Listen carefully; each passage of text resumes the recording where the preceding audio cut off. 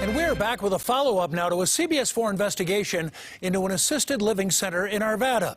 Almost like home, now facing 18 new citations following our reports on allegations of neglect and abuse. CBS 4 investigator Katie Weiss has learned the state is taking rare legal action against the facility's license. I'm told the state is trying to put conditions on Almost Like Home's license to operate, hoping it'll make it a safer facility for the older residents that live here. But I'm told Almost Like Home is declining to take those actions and is taking the state to court over the debate. That's something that worries family members of former residents who were allegedly mistreated here. I am absolutely concerned. Melissa Goodard's mom, Judith McCurry, died a few months after she was injured while living at Almost Like Home last November. Staff said Judith fell out of a bed, but Melissa says she and Judith's doctor are skeptical. The doctor was shocked.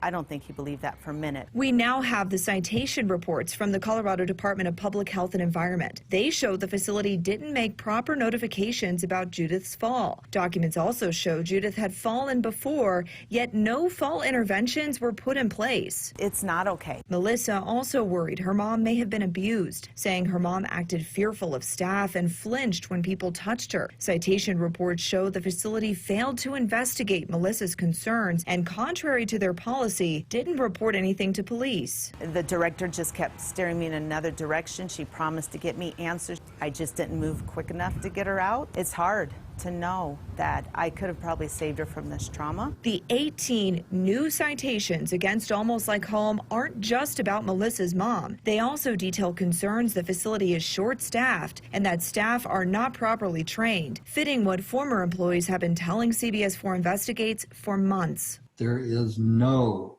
excuse for not having sufficiently trained staff in the sufficient numbers. I caught up with Randy Kirkendall, the director of the Health Facilities Division at the State Health Department. And if a facility can't do that, then the situation needs to be remedied. He says the facility already paid the maximum allowed $2,000 fine for those citations and submitted a plan to correct the issues. Their plan of correction that we have accepted certainly spoke to very clearly their intention to comply with all of the minimum training standards. Are you concerned for the residents that are still currently living there?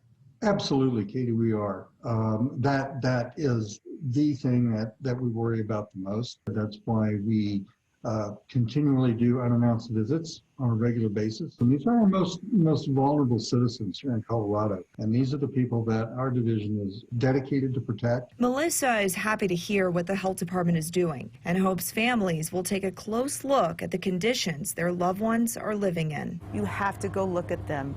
Is their personality changing? Are they all of a sudden scared and withdrawn instead of the person they've been? Absolutely report it to the state. We have to do better. Almost Like Home has again not responded to our emails and calls for requests for comment. A court hearing on the changes the state wants to make to Almost Like Home's license will take place in March. We'll be sure to let you know what happens. In Arvada, I'm Katie Weiss, covering Colorado First.